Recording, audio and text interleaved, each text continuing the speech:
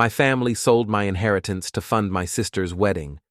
Then I exposed them with a 6-minute video. Now they're begging for forgiveness. I never expected much from my family. Not affection, not attention, certainly not fairness. But what I didn't expect, what really took the air out of my lungs, was the day I found out they had sold my grandfather's land, my inheritance, my legacy. And they did it without telling me. Not to help the family, not to cover an emergency, but to throw my sister Savannah a $65,000 wedding. Let me rewind for a moment. My name's Elliot, I'm 27, and I was the quiet one, the mature one, the he'll understand child. You know the type. The kid who gets praised for being low maintenance but ends up forgotten because he doesn't cause a scene. My younger sister Savannah. Oh, she was the opposite. She lit every room on fire and got applauded for the smoke. I grew up in the outskirts of Portland in a modest 3-bedroom ranch-style house. My parents weren't poor, but we were never flush with cash either. Every dollar had a place. Every luxury was weighed. Except when it came to Savannah. She had braces, ballet lessons, and spring trips to Europe. I got hand-me-down cleats and the reminder that boys don't need much. It was always like that. I never hated her. She was my sister. But I hated what my parents did around her. The favoritism, the manipulation, the way they twisted guilt into currency. I played along for years thinking maybe if I just kept being good, they'd notice. They didn't. When I was 15, my grandfather, Dad's father, took me aside one Thanksgiving. He had a firm hand and a quieter voice than you'd expect from a man who spent 40 years in logging. He said, "I've seen the way they treat you, Elliot. That land out in Tillamook? That's yours when I go. Your father knows it. Don't let them talk you out of it."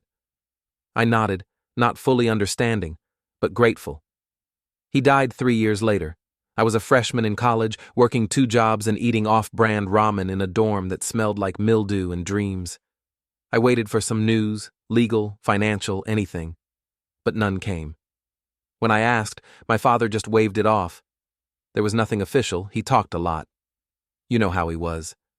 I didn't push, that's on me. Fast forward to 2 months ago. I came home for a rare visit. Savannah was getting married, and my parents had been unusually persistent about my presence. Said it'd mean the world to her. That phrase should have set off alarms. The house was filled with catered food, event planners walking in and out, floral arrangements taller than Savannah. I couldn't help but notice the luxury oozing out of every detail. Mind you, my parents still drove used cars and complained about grocery prices, but somehow, this wedding looked like it came out of a Kardashian fever dream. I waited until Dad was 3 bourbons in and laughed with the groom's father before I pulled him aside. "Hey, quick question," I said. "Whatever happened to Grandpa's land?" The color drained from his face like I'd asked about a body in the backyard. He muttered something about taxes and the market not being what it used to be. I didn't let it go. "Did you sell it?" He looked me straight in the eye and shrugged. "We did what made sense. Your sister needed a proper start to her new life." I felt like I got hit in the chest with a shovel. I didn't speak. I just left. Got in my car, drove 3 hours without music, and sat in a McDonald's parking lot until 2 a.m., trying to process the fact that my family, my own family, had sold the one thing my grandfather ever promised me, without a word, without a thought, because Savannah wanted a chandelier imported from Italy for her first dance. They thought I'd just eat it, that I'd nod like always. But this time, I didn't. Something snapped. They sold the land. So I sold my silence. I didn't say a word to anyone that night. Not to Savannah, not to my mother, not to the guests who greeted me like I hadn't been gone for 3 years. I just left. But I didn't forget. On the drive home, I started digging. I remembered my grandfather kept meticulous records. The old man was paranoid about the government, always saying, "Paper beats memory." So I logged into the county's online records database and started searching property transfers. There it was. A quiet deed transfer, 12 months after he'd passed, signed by my father and 2 witnesses, none of whom were me. It showed the land was listed under a family trust, not his personal name. I kept reading. The trust had been amended 2 weeks before his death. The new language said that any asset could be reallocated for the benefit of the surviving family at the trustee's discretion. And who was the trustee? My father. He rewrote the document. Whether it was coercion, confusion, or manipulation, I'll never know. But the signature was my grandfather's, and it was held in court. I knew that much. It was legal, it was airtight, and it was evil. I couldn't get the image out of my head, Savannah twirling in her $12,000 dress, while my grandfather's land, his legacy, was turned into a wedding tent fund, and I was expected to clap like a trained seal and toast her happiness. Not this time. So I did what I always do when I'm furious. I got methodical. I requested a full copy of the trust records from the lawyer who had handled my grandfather's estate. It took some nudging and a couple of polite lies, but eventually I got the file. Buried in the fine print was something interesting, a secondary clause. If any beneficiary could prove that assets were diverted under false pretenses, the trustee could be removed and the remaining assets redistributed. It wasn't much, but it was something, and more importantly, it was leverage. So I made a plan. 2 weeks before the wedding, I called Savannah. I congratulated her, acted cheerful. I told her I wanted to surprise our parents with a little video montage at the reception, old memories, family clips, sentimental stuff. She loved the idea. "Oh my God, Elliot, that's actually so sweet of you. I knew you'd come around." I smiled through the phone. "Of course, just send me some of your favorite pictures and I'll do the rest." But I wasn't making a montage. I was assembling receipts, bank statements, county land sale records, email confirmations, real estate listings, wire transfers, everything. I even found an old voicemail from my dad bragging to a cousin about how he managed to move the land before the will got complicated. I edited it all into a clean 6-minute video. Black background, white text, no narration, just cold hard facts with screenshots and voice clips. I uploaded it to a private Vimeo link with password protection. I printed a QR code, and I slipped that code inside every wedding program on the day of the event. Right there, between the lyrics of Savannah's chosen first dance song and a thank you note from my parents. I didn't attend the wedding, but I heard about the aftermath. Apparently, one of the groom's uncles scanned the QR code while waiting for the ceremony to start, watched the entire video, showed it to 3 other people. It spread like wildfire. By the time Savannah walked down the aisle, half the guests were whispering. The other half were reading court documents on their phones. My parents tried to contain the situation, claiming it was a misunderstanding and that I was mentally unwell.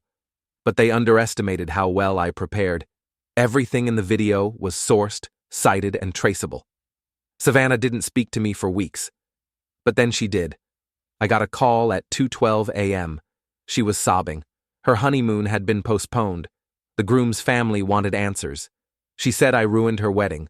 I told her she could have had a smaller wedding and a brother. She hung up. A few months later, the real fallout began. A local journalist who used to be one of my classmates picked up the story after it started making the rounds on Facebook. She reached out and asked if I'd go on record. I declined, but I gave her permission to use public documents and statements. The article went viral in our town. Headline read, "Heir Left Out, How a Father Sold His Son's Inheritance to Fund a Wedding." My father lost several clients at his accounting firm. Turns out people don't like trusting their taxes to someone who manipulates estate law. My mother tried to apologize, to explain they had no choice and that Savannah was struggling and needed a good start in life. I told her I was done with all of them. What they don't know, what I haven't told anyone yet, is that I recently bought back a portion of the land, not the whole thing, but a 5-acre plot that borders the creek my grandfather used to fish in. I'm building a small cabin there, nothing fancy, just enough space for a fire pit, a chair, and peace. And every time I sit there and watch the water, I remember something my grandfather said to me that last Thanksgiving. "When people show you who they are, son, believe them. But don't let them turn you into something small. Let them feed your roots." That land was never about money. It was about roots, about respect, about memory. And now it's mine again. It's been over a year since the wedding that wasn't. A year since the fallout. Since the masks cracked. Since the golden girl's crown slipped. And the illusion of our family shattered in public, right in front of the people they spent their whole lives trying to impress. I thought it would feel like victory. And in some ways it did. But in the quiet moments, when I'm alone in the cabin, coffee in hand, rain tapping against the tin roof, I've realized that revenge, no matter how justified, leaves echoes, and they sound a lot like grief. Let me explain. After the article hit local news, my father's business went into a tailspin. Clients vanished. Partners distanced themselves. Within 6 months, he shattered the firm completely. Last I heard, he was doing freelance bookkeeping and trying to pivot to online consultations. But the name Patrick Hale didn't exactly inspire confidence anymore. My mother, for her part, turned to church groups and Facebook forums. She posted long rants about how cruel the world is to mothers, about betrayal, about how her son had become a stranger. She never named me directly, but the subtext was as thick as fog. They sold their house 3 months after the wedding. Quietly, no goodbye, no forwarding address. I found out through a neighbor who used to mow their lawn. They now live in a 1-bedroom apartment above a liquor store in Beaverton. And Savannah? Well, Savannah's marriage lasted about 4 months. Apparently the groom's family didn't take kindly to being duped. The tensions snowballed. Rumors became arguments. Arguments became ultimatums. One night he walked out with a suitcase and never came back. She tried to save face online, posting heavily filtered selfies with captions like, "Finding myself again," and "Growth looks good on me." But the engagement plummeted, the sponsorships dried up, her social media persona cracked just like her fairy tale wedding did. I heard she moved back in with my parents. That tiny apartment. 3 adults, 1 bedroom. A pressure cooker of disappointment and blame. It was only a matter of time before they reached out again. The first attempt was subtle. A birthday card in the mail with no return address. Inside was $50 in cash and a note in my mother's cursive. "Still your family. Still love you. Always will." I threw it away. A month later came the email, from Savannah this time. Subject line, "Please read." The message wasn't long. She said she understood now, that she finally saw how unfair things had been, that the wedding disaster opened her eyes and she wanted to make things right between us. She didn't defend what they'd done, just asked for a chance to talk. Said she missed having a brother. I didn't respond, not out of cruelty, but because part of me wanted to believe her. And that part of me was dangerous. You see, when someone's neglected you for most of your life, any scrap of warmth they toss your way can feel like a feast, even if it's laced with guilt, even if it's transactional, even if it's just because they've run out of options. And I wasn't going back to that. But healing's a strange thing. Sometimes it sneaks up on you. A few weeks ago, I was down at the creek, clearing debris after a storm. I slipped, hit my head, and split my eyebrow open. Nothing life-threatening, but I needed stitches. The nearest clinic was 45 minutes away. I drove myself. Sitting in the ER, half drenched in blood and river water, I realized I didn't have anyone to call. No one to text. No one said, "Hey, I'm okay." I wasn't sad. Not exactly. Just aware. Aware that cutting ties while necessary leaves you floating. You lose the poison, but you also lose the roots. I didn't reach out to them. Not then. Not even when I got home and saw 3 missed calls from a blocked number. But I thought about it. Last week I made a decision. I invited my Aunt Diane, my mom's sister, out to the cabin. She's one of the few relatives who's always treated me like a person, not a prop. She brought banana bread and old photo albums, and we sat on the porch for hours just talking. She filled me in on the things I hadn't wanted to know. My father's health issues, my mother's quiet depression, Savannah's attempt to apply for a second bachelor's degree just to feel productive. They weren't doing well. None of them. "I'm not telling you to forgive them," she said.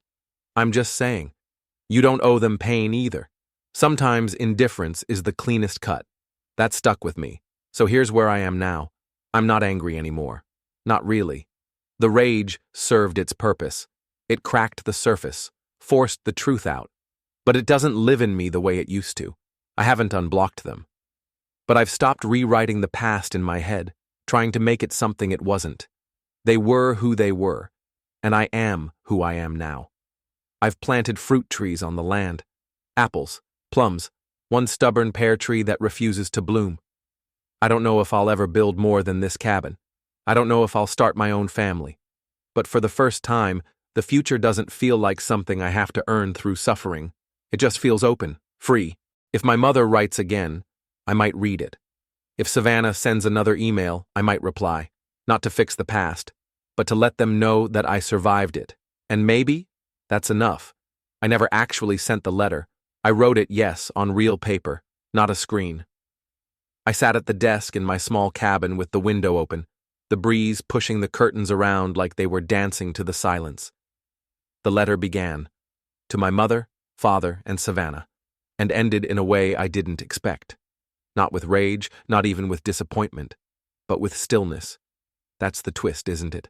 Not the drama, not the fallout, the quiet. The fact that after everything, after the betrayal, the erasure, the sale of my inheritance, to fund Savannah's $65,000 wedding, I didn't need to scream anymore. I didn't need a courtroom or a confrontation. I didn't need them to admit they were wrong. I only needed to stop pretending that their love would ever look like love. I didn't write the letter to guilt them. I wrote it because there was still a version of myself trapped in the shadows of who I used to be. A boy who waited by the door with his backpack on, hoping someone would remember it was his science fair day. A teenager who sat alone at graduation while his family took his sister to a spa weekend for her. Emotional exhaustion. A young man who swallowed every slight, who nodded when told to understand, to sacrifice, to support, to be invisible. The truth is, I was angry for a long time. But that's not what fueled me. Not anymore. What fueled me now was the clarity that came with distance. There's something terrifying about realizing that the people who raised you were never actually trying to know you. They were trying to mold you, to mute you, to shape you into something convenient. My father used to say, blood is thicker than water.